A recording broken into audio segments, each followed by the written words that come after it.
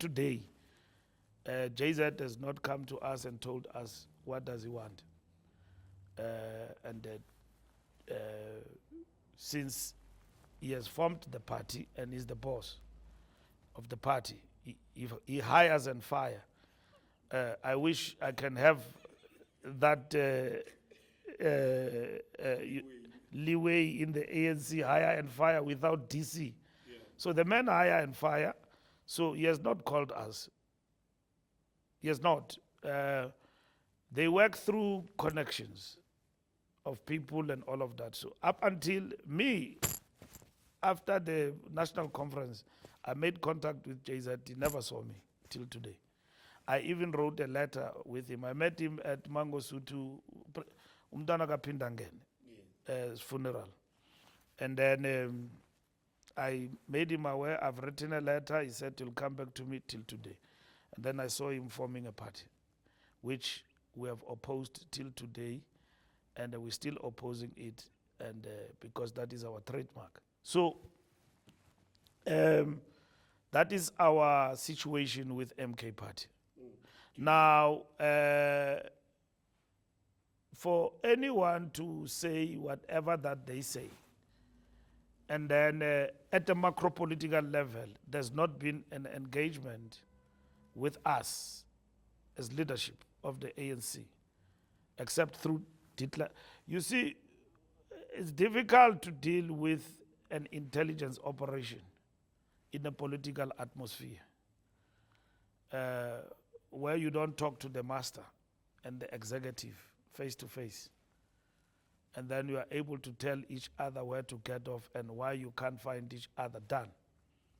When I meet with the DA, I meet with Helen and the executive. When I meet with the IFP, I meet with Ubabu, the General Secretary of IFP.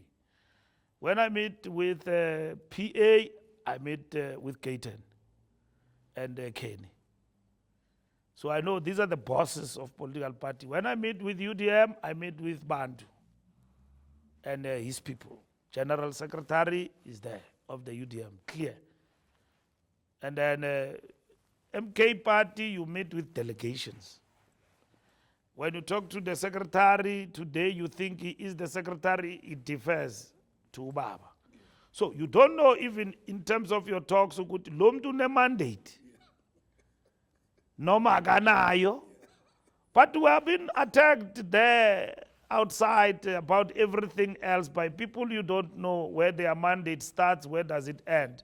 Because when they start to engage you outside the fold, they are risking being dismissed and being called agents of Ramaphosa's ANC.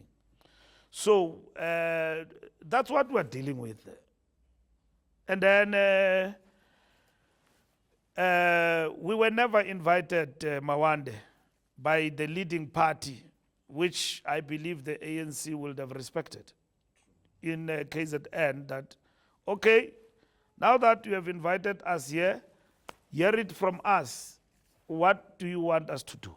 Tell us your plan. He didn't. On its own, it looks to be very difficult. And I think one of the evidences of that was the time with which it took to formulate the national executive, because of the back and forth, the horse trading, the different opinions and ideological leanings, and just views generally about what this GNU, which is the first concept of its kind in South Africa, is all about. And I understand now you're at a point where same has extended to the issue of administration, DGs, it has extended to the issue of diplomatics, which is ambassadors, where I am told that the DA is again playing hardball in that regard. How are you going to resolve that situation? Correctly so, when you say GNU is uncharted waters, but we have been here before. So there's no difficulty to us. What is important for us is whether we are able to drive policy through this GNU and deliver for our people what we have promised them to deliver. What is important for us through this GNU is the sustenance of the National Democratic Revolution, which has actually suffered a setback.